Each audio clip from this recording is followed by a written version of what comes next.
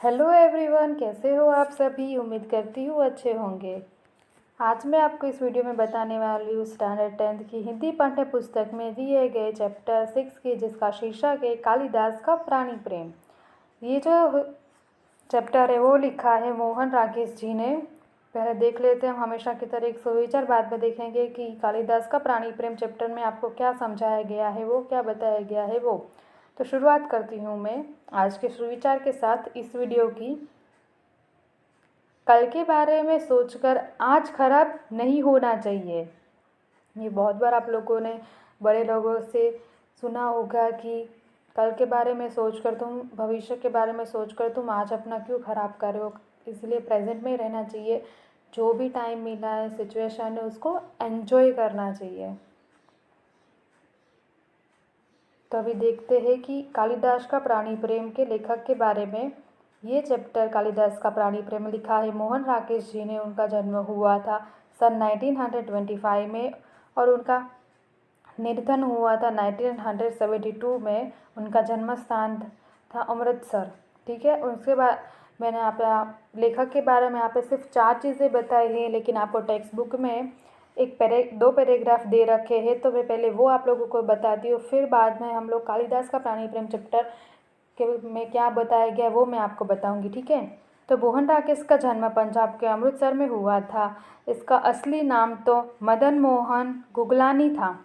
उनकी दीदी ने मदन मोहन राकेश नाम रखा था। बाद में मोहन राकेश नाम स्थायी हुआ, मतलब उसी नाम से मोहन राकेश जी को सब लोग पहचानने लगे। मोहन राकेश हिंदी साहित्य के एक अच्छे नाट्यकार, उपन्यासकार और कहानीकार के रूप में अपना नाम अमर कर गए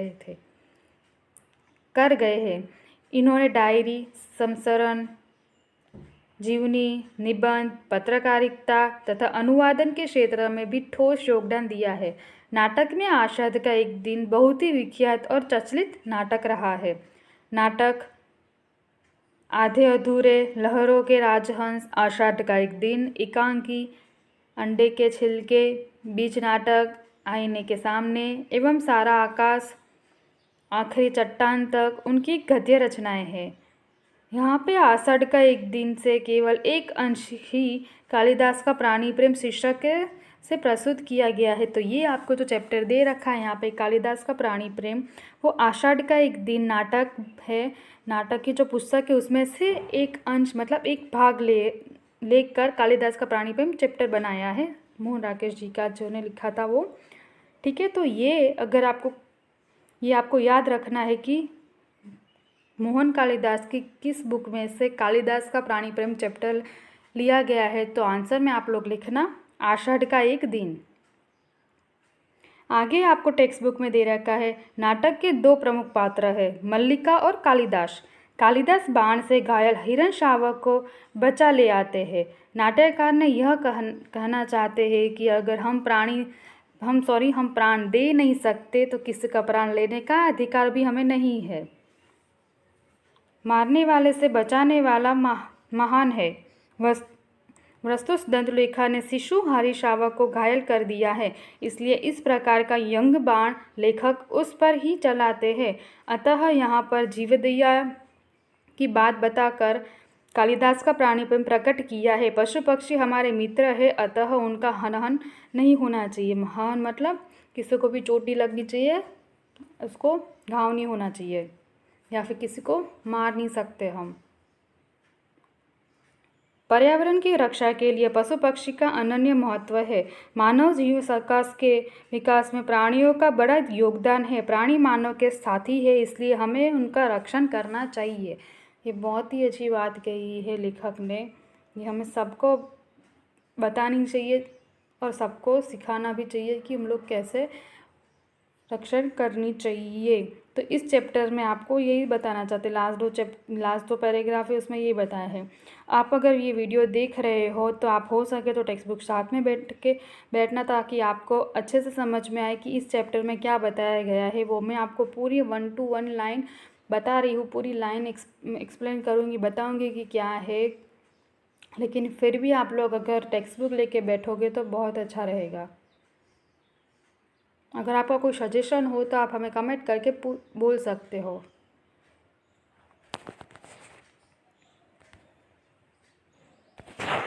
कालिदास का प्राणी प्रेम।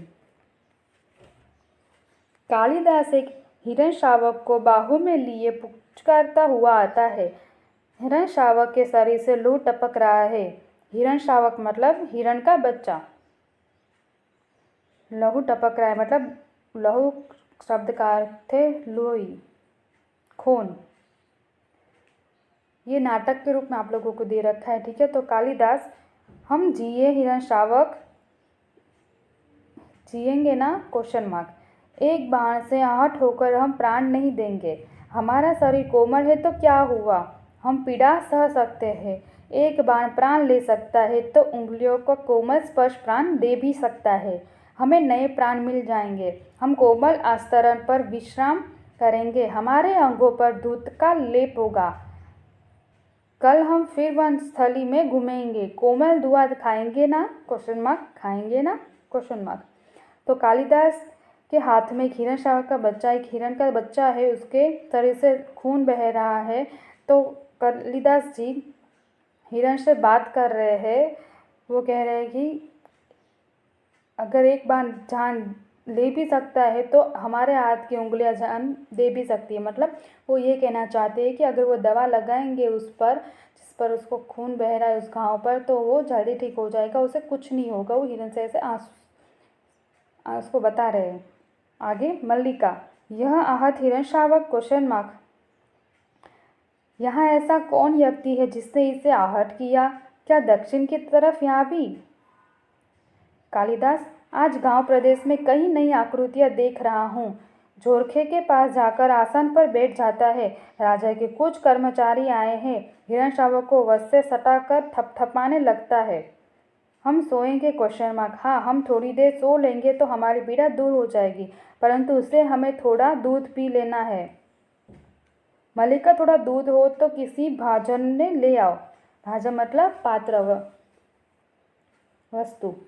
मल्लिका, माँ ने दूध ओटाकर रखा है, देखती हूँ। चूहे के निकट रखे बर्तनों के पास जाकर देखने लगती है। अभी अभी 2-3 राजा कर्मचारियों को हमने घोड़े पर जाते हुए देखा है। माँ कहती है कि जब भी वे लोग आते हैं कोई ना कोई अनिष्ट होता है। वर्षों के रोमांच के बाद मुझे यह सब बहुत विचित्र लगा। अनिष्ट मतलब कुछ अच्छा ना होना। दूध का बर्तन उठाकर दूध खुले बर्तन में उड़ेलने लगती है। माँ आज बहुत रुष्ट है। कालिदास हिरण शावक को बाहों से झुलाने लगता है।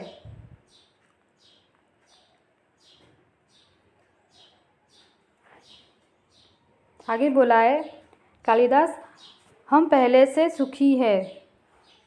हमारी पीड़ा धीरे धीरे दूर हो रही है। हम स्वस्थ हो रहे हैं।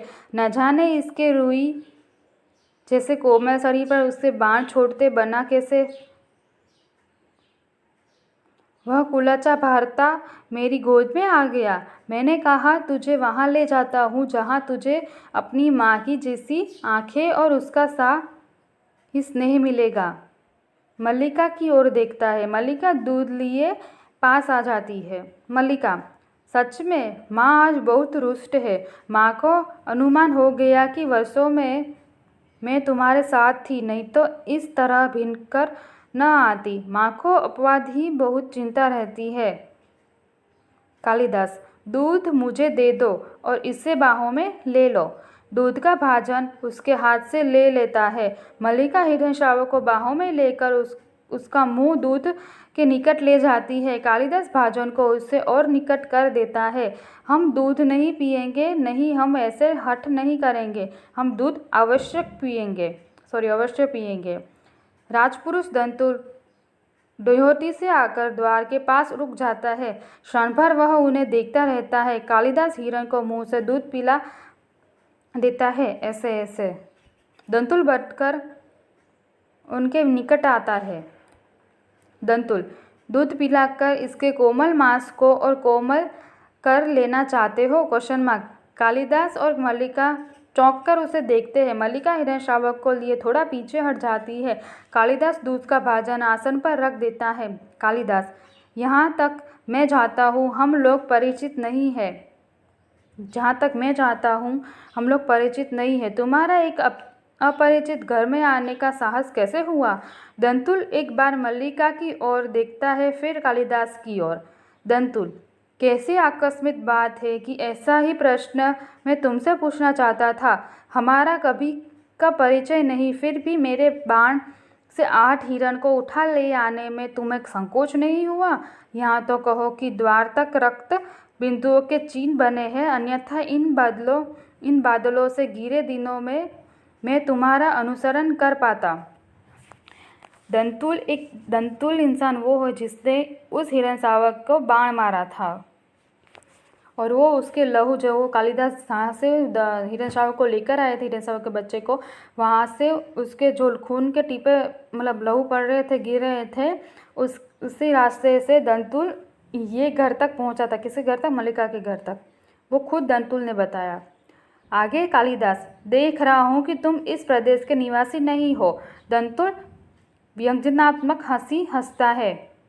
दंतुल, मैं तुम्हारी दृष्टि की प्रशंसा करता हूँ। मेरी वेशभूषा ही इस बात का परिचय देती है कि मैं यहाँ का निवासी नहीं हूँ। कालिदास, मैं तुम्हारी वेशभूषा को देखकर नहीं कह रहा। दंतुल, तो क्या मेरे ललाट की रेखाओं को देखकर? जान पड़ता है चोरी के अतिरिक्त सामुद्रिक का भी अभ्यास करते हो। मल्लिका चोट खाई सी कुछ आगे आती है। मल्लिका, तुम्हारे ऐसा लांछन लगाते लज्जा नहीं आती?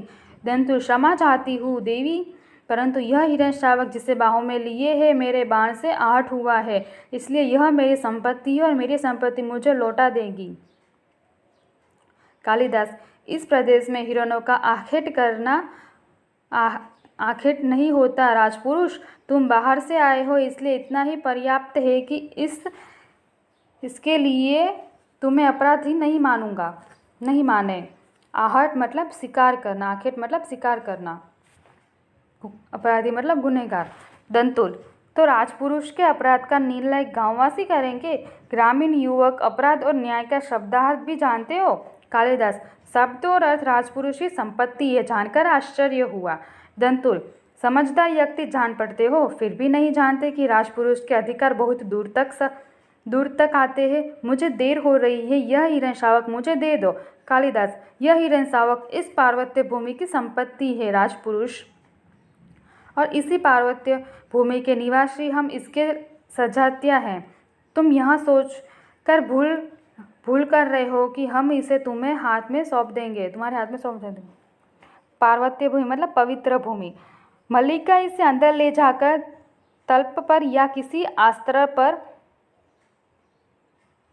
अंबिका सहसा अंदर से आती है।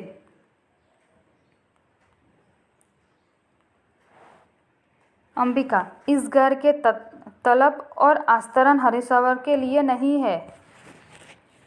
मल्लिका, तुम देख रही हो माँ? तो अंबिका मल्लिका की माँ है। अंबिका, हाँ देख रही हूँ, इसलिए तो कह रही हूँ। तल्प और आस्तरण मनुष्य के सोने के लिए है, पशु के लिए नहीं। बिस्तर जैसा जो होता है ना, उसे आस्तरण तल्प कह रहे हैं। कालिदास, इसे मुझे दे दो मल्लिका। दूध का भाजन नीचे रख देता है और भटकर हिरण शावक को अपनी बाहों में ले लेता है। इसके लिए मेरी बाहों का आस्तरण ही पर्याप्त होगा। मैं इसे घर ले जाऊंगा। द्वार की ओर चल देता है। दंतुल, और राजपुरुष दंतुल तुम्हें ले जाते देखता रहेगा। कालिदास, यह राजपुरुष की रुचि पर निर्भर करता है, बिना उसकी ओर देखे ड्योभी में चल जाता है। दंतुल, राजपुरुष का रुचि अरुचि क्या होती है? संभवतः इसका परिचय तुम्हें देना आवश्यक होगा। कालिदास बाहर चला जाता है, केवल उसका शब्द ही सुनाई देता है। कालिदास, संभवतः। दंतुल, संभवतः क्वेश्चन मार्क। तलवार की मूठ पर हाथ रखे उसके पीछे जाना चाहता है। मल्लिका शीघ्रता से द्वार के सामने खड़ी हो जाती है।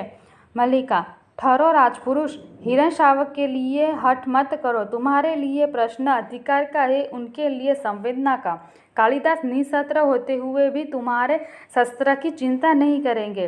दंतुल, कालिदास क्वेश्चन मार्क, तुम्हारा अर्थ है कि मैं जिसे हिरण शावक के लिए तर्क कर रहा था वे कवि कालिदास है? प्रश्नार्थ चिन्ह क्वेश्चन मार्क। मल्लिका, हाँ, परंतु तुम यह कैसे जानते हो कि कालिदास कवि है? दंतुल, कैसे जानता हूँ? उज्जैन की राज्यसभा का प्रत्येक व्यक्ति ऋतुसंहार के लेखक कवि कालिदास को जानता है। मल्लिका, उज्जैन की राज्यसभा का प्रत्येक व्यक्ति उन्हें जानता है? प्रश्नार्थ चिन्ह। दंतुल, सम्राट ने स्वयं ऋतुसंहार पढ़ा है और उसकी प्रशंसा की है, इसलिए आज उज्जैनी की राज्य ऋतुसंहार के लेखक का सम्मान करना और उन्हें राजकवि का सम्मान देना चाहता है।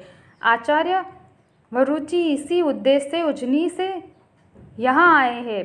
मल्लिका सुनकर स्तंभित सी हो रही थी। मल्लिका, उज्जैनी की राज्य इन्हें सम्मान देना चाहता है? Question mark. राजकवि का आसन? Question mark. दंतुल, मुझे खेद है, मैंने उनके साथ अशिष्टता का व्यवहार किया, मुझे जाकर उनसे क्षमा मांगनी चाहिए। तो ये था आपका चैप्टर नंबर 6 कालिदास का प्राणी प्रेम। अगर इसमें आपको कुछ भी समझ में ना आए तो आप हमें कमेंट करके पूछ सकते हो। मैं आपको यहाँ पे जो शब्दार्थ दे रखे वो एक बार पढ़ लेती हूँ ताकि आपको समझ में आए। हिरण शावक मतलब हिरण का बच्चा। मुरुक छोड़ना। आस्तरा मतलब बिछोड़ना, गद्दा। कुलचा मतलब चौकड़ी भरना। धूत मतलब घी। भाजन मतलब पात्र, बर्तन। अनुसरण मतलब पीछे पीछे चलना। सामुद्रिक मतलब हस्तरेखा, विद्या, ज्योतिष। आखेट मतलब शिकार। पार्वत्य मतलब पवित्र। अपवाद मतलब निंदा। यथित मतलब दुखी। तल्प मतलब सया अतारी। नेक्स्ट वीडियो में आपको इस चैप्टर का कालिदास का प्राणी प्रेम का स्वाध्याय बताऊंगी। तो आप लोग हमारे इस चैनल को अभी तक सब्सक्राइब ना किया और हिंदी बुक स्टडी को ज़रूर सब्सक्राइब कर लेना और बेल आइकन को भी प्रेस कर देना ताकि दबा देना ताकि आप लोगों को हमारी नेक्स्ट वीडियो जल्दी मिल जाए। अगर ये वीडियो हमारा अच्छा लगा हो तो लाइक करना, शेयर करना मत भूलिएगा।